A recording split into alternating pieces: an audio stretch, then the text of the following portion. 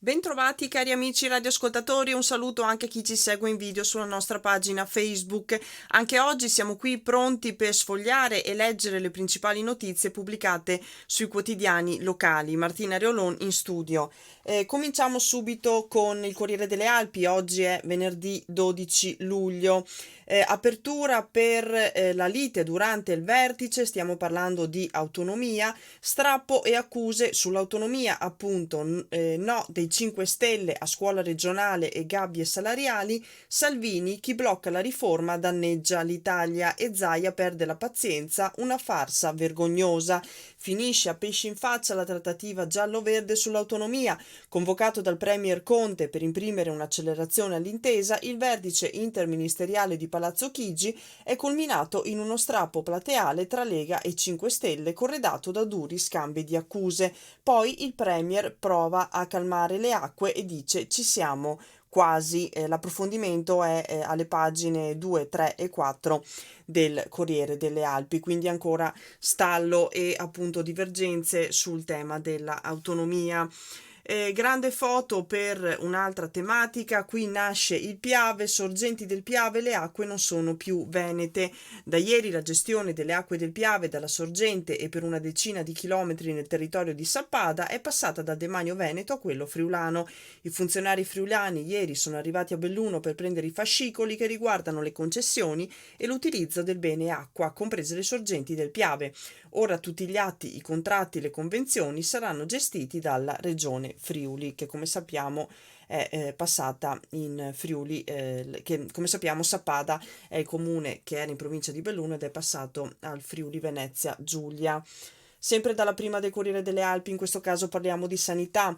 Il direttore generale Rasi Caldogno replica alla NAO, cioè l'Associazione Medici Dirigenti, nessun super premio. Il direttore generale dell'US1 Dolomiti, Rasi Caldogno, replica alle accuse lanciate dal sindacato dei medici sul premio di risultato e spiega i numeri. Il 10% circa dello stipendio, non certo di oltre 75.000 euro di cui parla il sindacato, tutto dipende da un errore di trascrizione dei dati inviati al Ministero che è stato corretto nella giornata di ieri. Appena sotto, primo incontro tecnico Olimpiadi 2026, Piemonte e FVG cercano un posto a tavola, primo incontro tecnico in vista dei Giochi 2026 con il Piemonte che cerca di rientrare in gioco e il Friuli che fa capolino. Foto più piccola rispetto a quella dedicata al Piave per una frana a Sovramonte, a Moline ordine di sgombero per una casa a rischio. C'è poi, sempre il lancio della prima del Corriere delle Alpi, una notizia che riguarda le vacanze di turisti bellunesi in Grecia che si sono ritrovati nel pieno del tornado. Enorme paura, hanno detto 12 cadorini, raccontano l'inferno del tornado in Grecia, era un'altra vaia, abbiamo rischiato tanto. Taglio basso di copertina, l'esercitazione, le truppe alpine danno spettacolo sulle tre cime. Le tre cime di Lavaredo hanno fatto da scenario la tradizionale esercitazione alpinistica internazionale firmata dalle truppe alpine dell'esercito. 700 i soldati in azione provenienti da 6 nazioni, oltre ad un comando NATO e il solito grande spettacolo per il pubblico. Andiamo a pagina 15, scusate, per leggere la notizia relativa appunto al Piave. L'addio doloroso alle sorgenti del Piave, ora anche le acque non sono più venete. L'articolo è a firma di Francesco Dalmas. Il Piave, anzi, pardon, la Piave è quasi tutto Veneto, più di 220 chilometri, ma i primi 10 la regione li ha persi. Ha dovuto cederli al Friuli Venezia Giulia, dalle sorgenti lassù ai piedi del Monte Peralba fino al confine tra Sappada e Santo Stefano di Cadore, cessione che è avvenuta col voto del Parlamento nel dicembre 2017 sul ritorno di Sappada in Friuli. Ieri la vicina regione ha acquisito anche la gestione delle acque che era rimasta in mano al Genio Civile Veneto. I funzionari friulani si sono presentati al Genio Civile di Belluno e hanno prelevato 14 fascicoli che riguardano le concessioni e le utilizzazioni dei beni e del demanio idrico, beni che interessano in prima istanza il comune di Sappada. Si sono portati appresso anche una cinquantina di pratiche relative alle concessioni idrauliche. L'acqua è così abbondante fin da quella pozza ai 2000 metri del rifugio Sorgenti del Piave, che ogni chilometro di fiume, ogni cascata ha un vincolo, è sottoposta ad uso pubblico o privato. Per la verità, le derivazioni vere e proprie saranno trasferite in un secondo momento in base agli accordi tra l'Agenzia del Demanio e le direzioni centrali della regione Friuli Venezia Giulia. Le due regioni hanno dunque sottoscritto un verbale, tanto burocratico quanto operativo, che costituisce titolo per la trascrizione, per la voltura catastale e per l'intavolazione dei beni a favore della regione Friuli, la quale da questo momento potrà curare tutti gli atti, contratti, formalità e adempimenti che interessano i beni acquisiti. L'articolo prosegue poi con alcuni commenti. Soddisfazione è stata espressa dal sindaco Manuel Pillerhofer, che ha ringraziato la regione per il supporto fornito in questo delicato passaggio che interessa un bene essenziale e strategico qual è il demanio idrico. Proseguiamo con lo sfoglio del Corriere e cambiamo argomento. Pagina 19, prima di Belluno, quello che anticipavamo nel lancio, parliamo di sanità. ULSS, il DG Rasi replica ai dati del sindacato, quale super premio, ecco i nostri conti. L'indennità del 2017 è stata circa del 10% dello stipendio, ma c'è stato un errore nell'inviare i dati al Ministero. A scrivere l'articolo è il caporedattore Marcella Corrà. Ma quale super premio di risultato? I direttori dell'area strategica della ULSS Dolomiti hanno ricevuto nel 2017 l'indennità prevista dalle delibere della Giunta regionale del Veneto. Adriano Rasicaldonio, direttore generale dell'ULSS bellunese, ribatte carte alla mano alle accuse lanciate 2 giorni fa dal referente bellunese dei medici del sindacato ANAO, Luca Barutta, in merito al premio di risultato assegnato dalla Regione Veneto ai vertici dell'azienda sanitaria provinciale per il 2017. Secondo Barutta, al momento dell'unificazione dell'ULSS, oltre allo stipendio era stata data un'indennità legata agli obiettivi raggiunti, variabili tra i 71.000 e gli 88.000 euro. Rasicaldonio afferma che questo non è vero. Lo dico perché lo dicono i documenti di cui io e gli altri dirigenti siamo in possesso, lo dicono i CUD e le nostre dichiarazioni dei redditi. Dal 1 gennaio 2017 la retribuzione corrisposta ai direttori dell'area strategica dell'ULSS è stata aumentata ed è la seguente: 154.000 euro lordi, il 45% se ne va in tasse. Per il direttore generale 123.000 sempre lordi per il direttore amministrativo, amministrativo, sanitario e dei servizi sociosanitari. In pratica il mio stipendio si aggira sui 6.700 euro netti per 12 mensilità. E poi c'è stata l'indennità di risultato o il premio di risultato. La giunta regionale ci dà degli obiettivi da raggiungere e ci giudica sul lavoro che facciamo.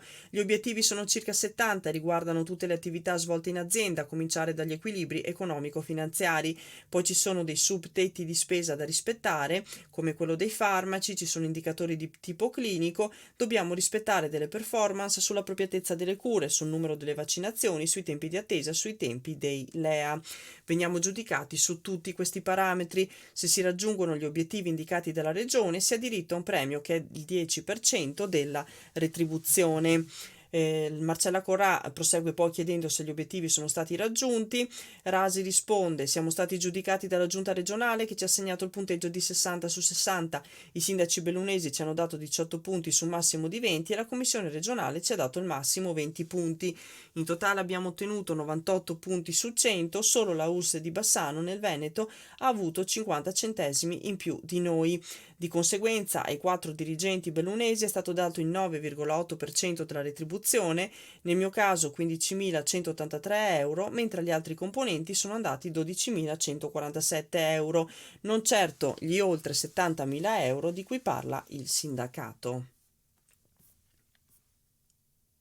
Proseguiamo, pagina 21. A pochi metri dalle case un altro attacco dei lupi, 7 daini uccisi e 2 spariti da un'area recintata vicino a Castoi. Un alto muro 2 metri non ha fermato i predatori, probabilmente si tratta di una coppia di lupi. 7 daini uccisi e 2 spariti è il risultato di una predazione, probabilmente opera di una coppia di lupi, avvenuta alcuni giorni fa in 2 riprese in un'area vicina a Castoi, un terreno recintato di 8 ettari e mezzo dove ci sono abitazioni e dove vivono in libertà 17 daini e 2 cavalli. È un grande recinto con un muro di cemento alto in alcuni punti anche 2 metri. Dentro c'è anche la nostra casa, racconta Alberto Gabrieli, uno dei proprietari. La zona si trova tra Castione e Castoi. Abbiamo un allevamento dalla fine degli anni 70, in 40 anni non era mai successo nulla. 4 giorni fa abbiamo sentito un forte odore e abbiamo trovato le prime 5 carcasse già in decomposizione. Erano in mezzo all'erba alta e non ce ne eravamo accorti. 2 giorni dopo abbiamo trovato gli altri 2 dani uccisi. Era accaduto durante la notte precedente perché il sangue non era ancora coagulato. Vuol dire che i predatori sono tornati in 2 momenti diversi a pochi metri dalle case. Quello dei lupi, secondo Gabrieli, sta diventando un problema importante. Sostanzialmente sono ormai arrivati a pochi metri dalle case abitate, a 2 passi da una frazione affollata da 500 persone come Castoi. Quello su cui riflettere è il prezzo che ha la libertà di questi animali, dice Gabrieli. A cosa siamo disposti a rinunciare? A vivere all'aria aperta? A pagina 22 la testimonianza, come dicevamo prima nel lancio, dei bellunesi in vacanza in Grecia che si sono trovati nel bel mezzo di un tornado. Il cielo è diventato nero, è stato come un'altra vaia. Il racconto drammatico di 12 cadorini in vacanza nell'inferno che ha devastato la penisola calcidica. Abbiamo temuto per le nostre vite. Paura, angoscia, timore per le proprie vite e la sensazione che all'esterno si stesse consumando un'altra vaia, i cui esiti questa volta erano molto incerti. Notte di terrore per 12 bellunesi nel campeggio greco in cui erano stati appunto in vacanza, partiti alcuni giorni fa per trascorrere una vacanza rilassante. Le 3 famiglie di Cadorini, composte da 4 persone ciascuna, a bordo dei loro camper, si sono imbattute invece nel tornado che nella notte tra mercoledì e giovedì ha devastato l'area balneare della Grecia, causando 6 morti e una trentina di feriti. Un'esperienza così paurosa che le famiglie hanno deciso ieri mattina di interrompere le ferie e tornare a casa. Nei giorni precedenti avevamo visitato diversi villaggi e mercoledì avevamo deciso di dedicare un po' di tempo a una città più grande, racconta Anna Stefani, una delle componenti del gruppo. Dopo esserci sistemati nel camping ad alcune decine di minuti dal centro città, in serata abbiamo deciso di fare una passeggiata lungomare. Tutto è andato bene fino alle 22:30 quando si è scatenato il finimondo. Stavamo passeggiando tranquillamente, il cielo era terso, niente lasciava immaginare cosa sarebbe accaduto di lì a poco. Anzi, mio marito, che controllava il meteo, aveva visto che erano previsti dei temporali, ma tutti pensavano al classico acquazzone estivo. Invece all'improvviso il cielo si è oscurato e sono iniziati i tuoni e i lampioni si sono spenti e una pioggia impetuosa si è abbattuta sulla città. Si è alzato un grande vento, la sabbia bianca ha iniziato a venirci addosso, a riempirci gli occhi, poi è arrivata la grandine, dei chicchi grandi come ciliegie ci cadevano in testa, ci siamo messi a correre per raggiungere i nostri camper, ma non è stata un'impresa facile perché le raffiche di vento erano così potenti che faticavamo a restare in piedi. I nostri bambini erano impauriti.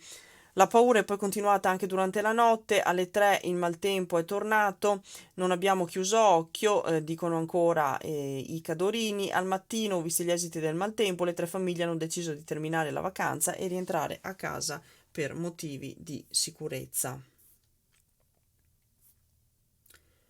Continuiamo e andiamo a pagina 26. Dai piedi del Pelmo parte l'appello all'accoglienza di Monsignor Marangoni. Il vescovo, alla festa dei giornali Avvenire e Amico del Popolo, c'è un'inspiegabile fatica a ricevere chi è in difficoltà. L'articolo è di Francesco Dalmas. Da Zoppè di Cadore, il paese ai piedi del Pelmo, spogliato dall'immigrazione, un nuovo appello della chiesa di Belluno Feltre all'accoglienza. Il vescovo Marangoni ha fatto appello all'ospitalità, parlando dell'inspiegabile fatica nel ricevere e nell'integrare persone che cercano e sperano soltanto in un futuro migliore. Il direttore di Avvenire, Marco Tarquinio, è andato anche più in là, osservando che oggi su questi temi si tira fuori il peggio di noi, ci diciamo che bisogna pensare solo a se stessi. Invece per un cristiano la solidarietà è d'obbligo, non è un modo di dire ma di fare. Per salvarci, ha sottolineato ancora Tarquinio, non basta chiuderci nei recinti.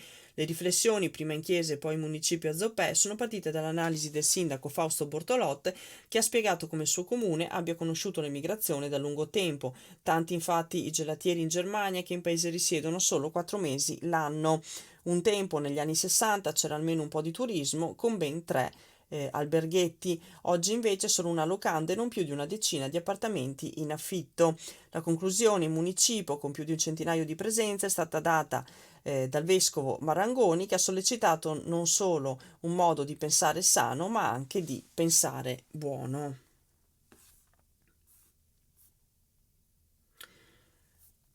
Andiamo alle pagine relative a Feltre, nello specifico pagina 29, volontari a Villaga per sistemare boschi e sentieri.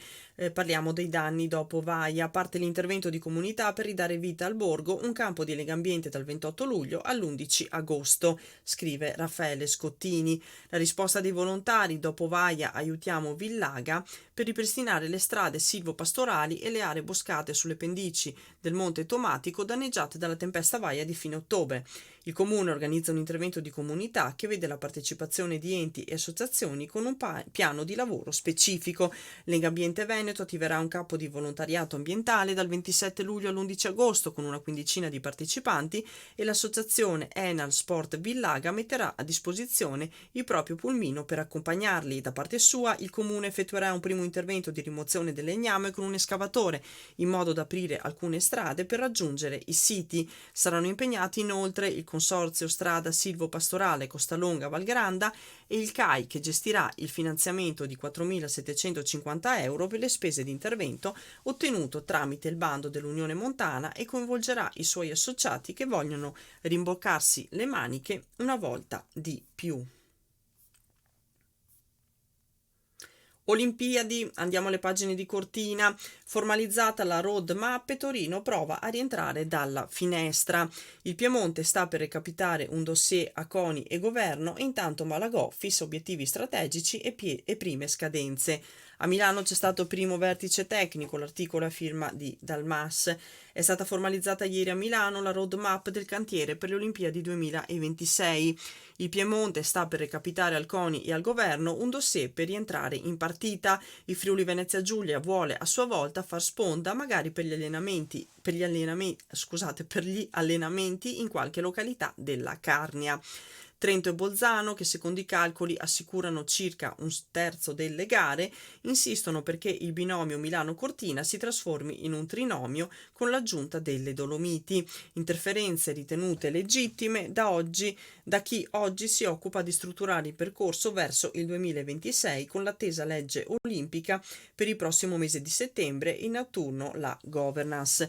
Ieri intanto sono comparse in Veneto le gigantografie di un Luca Zaia sorridente che sullo sfondo dei cerchi olimpici indica con le dita la V di vittoria e un grazie in rosso, mentre poco distante compaiono i manifesti elefante delle colline UNESCO. Chiudiamo il Corriere delle Alpi e andiamo ad aprire il Gazzettino. Pagina di Belluno, inserto di Belluno del Gazzettino di oggi. Scusate, il computer mi chiedeva un aggiornamento. Il Gazzettino dedica l'apertura ai lavori a Palazzo Bembo, il futuro di Palazzo Bembo in centro città a Belluno. A Palazzo Bembo, museo e università. Nell'edificio di Via Loreto verrà allestita la collezione archeologica cittadina e arriveranno i corsi della LUIS. Sottoscritto ieri l'accordo tra enti pubblici, imprenditori e mondo accademico per dare vita al centro in lab. E ora andremo a leggere l'articolo.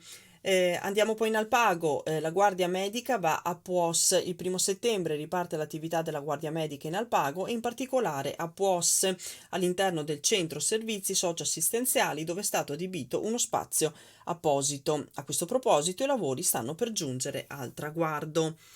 Grande foto poi per la tematica mondiali 2021, seggiovia da 8 milioni sul cristallo, il nuovo impianto che andrà a sostituire i vecchi ovetti. Di spalla Luxottica, l'accordo, ora il welfare è il territoriale. Sguardo ampio, perché non puntare oltre i confini di Luxottica? Non è una domanda né tantomeno una boutade, è la proposta della Cassa Solidarietà Aziendale dei Lavoratori del Colosso dell'Occhiale, una realtà nata nel 96 e che in 23 anni ha saputo decollare, tanto da aver superato quota 2.500 iscritti e aver erogato oltre 270.000 euro nell'ultimo anno sotto forma di welfare e prestazioni aggiuntive. Sistema d'allarme per monitorare il Rio Rudan, a Vodo di Cadore per proteggere l'abitato di Peaio e la statale di Alemagna. Andremo a leggere anche questo articolo. Lancio dal taglio basso della prima pagina dell'inserto di Belluno del Gazzettino: Valcanzoi devastata, stagione a rischio, il sindaco, servono 6 milioni di euro. Siamo a Cesio Maggiore. Drammatica, così definisce il sindaco di Cesio Maggiore Carlo Zanella la situazione della Valcanzoi, meta gettonatissima dagli amanti dell'ambiente selvaggio. Vaia non solo ha bloccato i progetti di sviluppo, ma ha devastato ponti, strade e sentieri. Ora servono 6 milioni di euro per ripartire e la stagione è a rischio. L'articolo è di Eleonora Scartonne. Andiamo subito all'articolo che riguarda il Bembo, che è quindi verso la rinascita. Sottoscritto ieri l'accordo per avviare il progetto In Lab, che vede la partecipazione di enti pubblici e imprenditori. Lo storico edificio di Via Loreto, oltre a ospitare il centro studi, diventerà sede del futuro museo archeologico e dei corsi della LUIS. L'articolo è di Federica Fante. Palazzo Bembo guarda al futuro e lo fa diventando il cuore dello sviluppo imprenditoriale e culturale della città. Tra le mura del vecchio ospedale sono in arrivo il museo archeologico, possibili corsi universitari della LUIS di Roma e In Lab, che dovrà analizzare il territorio per trovare contributi e soluzioni imprenditoriali. Rilevare i bisogni della comunità, progettare la ricerca di fondi e attivarsi per portarli a casa. È questo in estrema sintesi il concetto del progetto In Lab, che si traduce in una serie di azioni per la valorizzazione dei territori, finanziato da Fondazione Cari Verona nell'ambito del bando Valore e Territori. Esso vede schierata una serie di istituzioni, associazioni e soggetti privati. La presentazione, con la firma da parte dei soggetti della convenzione, è stata organizzata ieri a Palazzo Bembo.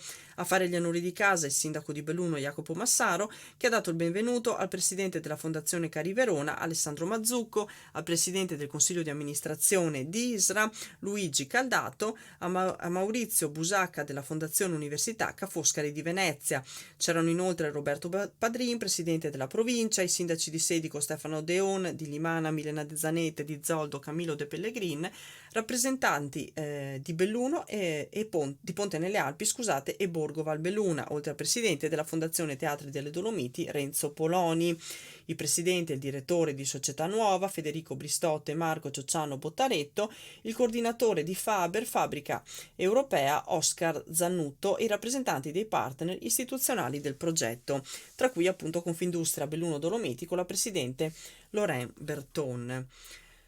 Quindi si prospetta, comincia ad avere dettagli più definiti quello che sarà il futuro del palazzo del centro storico cittadino, l'ex ospedale. Continuiamo lo sfoglio e andiamo all'articolo relativo alla guardia medica che torna a PUOS dal pago. Apertura PUOS dopo lo sfratto Pontalpino, il servizio partirà dal 1 settembre collocato negli spazi della casa di riposo. Il 1 settembre riparte l'attività della guardia medica in Alpago e in particolare a PUOS all'interno del centro servizi socio-assistenziali, dove è stato adibito uno spazio apposito. A questo proposito i lavori stanno per giungere al traguardo e tra meno di 2 mesi potrà quindi riprendere quota un servizio ritenuto fondamentale per la comunità della Conca e di Ponte nelle Alpi. La continuità assistenziale territoriale, meglio conosciuta come guardia medica, spiegano dall'Unione Montana Alpago, da anni non era collocata nel nostro territorio, tanto è vero che dopo un periodo in cui ha trovato posto nella frazione pontalpina di Cadola, è stata trasferita all'ospedale San Martino di Belluno. La decisione aveva mandato su tutte le furie i cittadini, oltre agli amministratori delle comunità coinvolte dal provvedimento. La miccia, va ricordato, si era innescata non più tardi di un anno fa, ma in seguito a un incontro fra i sindaci, la direzione dell'azienda ULS 1 Dolomiti, è stato raggiunto l'accordo per riportare qui la guardia medica, individuando il centro servizi come luogo ideale per accogliere tale servizio. Quindi dal 1 settembre ripartirà a PUOS il servizio di guardia medica. Andiamo poi all'articolo relativo al welfare di Luxottica, che esce dall'azienda. La Cassa di Solidarietà valuta l'ipotesi di allargare i confini, estendendo la copertura anche ai dipendenti di altre ditte. Sguardo ampio, perché non puntare oltre i confini di Luxottica? Non è una domanda, è la proposta della Cassa Solidarietà Aziendale dei lavoratori del Colosso dell'Occhiale, una realtà nata nel 1996 e che in 23 anni ha saputo decollare, tanto da aver superato quota 2.500 iscritti e aver erogato oltre 270.000 euro nell'ultimo anno. Dopo oltre 23 anni di vita, la Cassa ha maturato competenze e potenzialità tali da intraprendere nuove strade, ha spiegato Paolo Chissalè, consigliere di amministrazione della Cassa.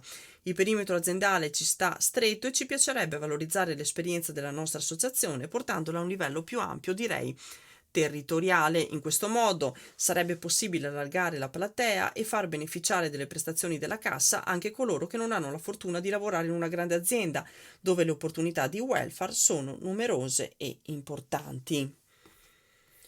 Prestazioni sempre nuove, ricorda anche l'articolo, come quelle partite dal 1 gennaio. La Cassa ha deciso di incrementare i tetti massimi rimborsabili per le spese sanitarie e innalzato la soglia ISEE per l'accesso a prestazioni relative ad apparecchi ortodontici e protesi, spese universitarie, ausili e disabilità e spese funebri, portandola da 26 a 28.000 euro. Da quest'anno poi la Cassa rimborsa anche una serie di spese scolastiche. Per oggi è tutto, ritorniamo domani puntuali alle 8:30 sulle frequenze di Radio Piave, quindi vi aspettiamo per un nuovo appuntamento con la rassegna stampa. Intanto grazie a tutti per l'ascolto e buona giornata, a presto!